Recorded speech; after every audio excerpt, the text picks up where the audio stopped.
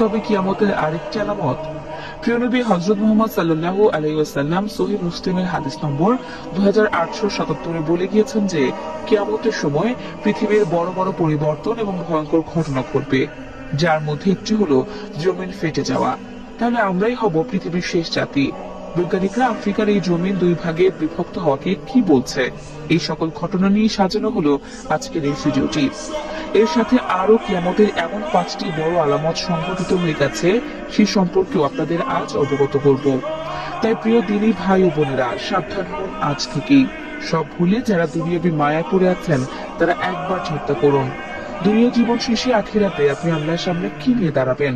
তাই ভিডিওটি সবার কাছে শেয়ার করে দিন এবং সবাইকে আল্লাহর পথে আসার জন্য আহ্বান করুন। তো চলুন ভিডিওটি শুরু করা যাক। প্রিয় দর্শক, আল্লাহ রাসূলের বলে যাওয়া অসংখ্য কথা সাহাবীরা বিভিন্ন হাদিস শরীফের মধ্যে লিপিবদ্ধ করে গেছেন। সে সকল ঘটনার মধ্যে কিয়ামতের কিছু আলামত বলা আছে। এর মধ্যে রাসূল সাল্লাল্লাহু আলাইহি ওয়াসাল্লামের কাছে হাদিসে যা সহিহ মুসলিমের মধ্যে বর্ণিত আছে যে কিয়ামতের পূর্বে ভূপৃষ্ঠের মাটি খন্ড খন্ড হয়ে যাবে, যা আমরা বর্তমানে কিছুদিন পরপরই শুনে আসছি। প্রায় দিনই খবর আসে কোনো একটি দেশের একটি ভূখণ্ড সেই দেশটির ভূমি ত্যাগ করে মাঝ সমুদ্রের মধ্যে গিয়ে একটি আইল্যান্ডে পরিণত হয়েছে।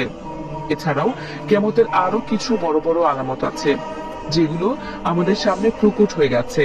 তার মধ্যে একটি আলামত বা কিয়ামতের সূচনা হলো মহানবী সাল্লাল্লাহু আলাইহি ওয়াসাল্লামের মৃত্যু। হাদিসে আছে, এক সাহাবী মহানবী সাল্লাল্লাহু আলাইহি ওয়াসাল্লামের কাছে কিয়ামতের বিষয়ে প্রশ্ন করলে মহানবী সাল্লাল্লাহু আলাইহি ওয়াসাল্লাম তার জবাব দেন, আমার মৃত্যু যেদিন হবে সেদিন থেকেই কিয়ামতের দিন গণনা শুরু হবে। তবে কিয়ামত কবে হবে তা কেবল মহান আল্লাহ তাআলাই জানেন।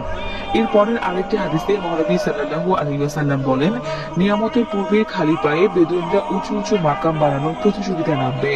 এবং বর্তমানে আমরা দেখতে পাচ্ছি মহানবী সাল্লাল্লাহু আলাইহি ওয়াসাল্লাম খালি পায়ে বেদুইন বলতে সেই সৌদি আরবের বাসিন্দাদের বুঝিয়েছেন, তারা যারা একসময় খালি পায়ে মরুভূমির মধ্যে ঘুরে বেড়াতো, তারাই এখন বিশ্বের সর্বোচ্চ বহুতল ভবন নির্মাণে সফল হয়েছে। এছাড়াও মহানবী সাল্লাল্লাহু আলাইহি ওয়াসাল্লাম কিয়ামতের পূর্বের একটি বড় আলামতের কথা বলেছেন, যেটি হলো মসজিদে মুসল্লির সংখ্যা কম হবে এবং এলাকায় মসজিদের সংখ্যা বেশি হবে এবং মসজিদগুলো নানাভাবে চাকচিক্যের মাধ্যমে সাজানো হবে। বর্তমানে আমরা তাই দেখতে পাই, প্রতিটি পাড়া মহল্লায় একাধিক মসজিদ স্থাপন করা হয়েছে এবং এক মসজিদ কমিটি অন্য মসজিদ কমিটি থেকে এগিয়ে থাকার জন্য নিজের মসজিদটাকে বিভিন্ন চাকচিক্যময় তৈজসপত্র দিয়ে সাজিয়ে রাখছে। এছাড়াও কিয়ামতের আরো একটি বড় আলামত হচ্ছে ফোরাত নদী। মহানবী সাল্লাল্লাহু আলাইহি ওয়াসাল্লাম হাদিসের মাধ্যমে আমাদেরকে জানিয়েছেন যে কিয়ামতের পূর্বে ফোরাত নদী শুকিয়ে যাবে এবং সেখান থেকে স্বর্ণের পাহাড় ভেসে উঠবে। হয়তো স্বর্ণের পাহাড় ভেসে ওঠেনি, তবে ফোরাত নদী শুকিয়ে যাচ্ছে এবং তার ভিতর থেকে স্বর্ণের দানা খুঁজে পাওয়া শুরু হয়ে গেছে। তা দর্শক, আজ পর্যন্তই। আবারও আসবো নতুন